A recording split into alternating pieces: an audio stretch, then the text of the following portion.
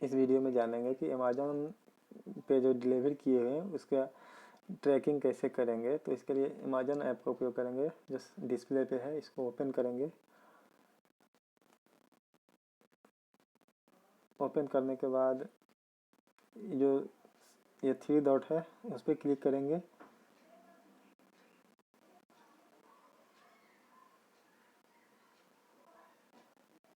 Orders है इस पे जाएंगे, या फिर ये जो है अकाउंट सेक्शन उस पर क्लिक करेंगे।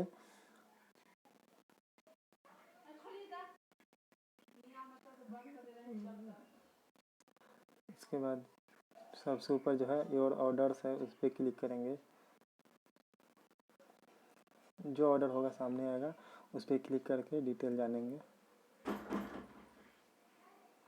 देखिए यहाँ पे शो कर रहा है order 4 August, ship Friday 5 August, out for delivery, और सी ऑल अपडेट्स है, इसमें आप देख सकते हैं कब कहाँ गया है।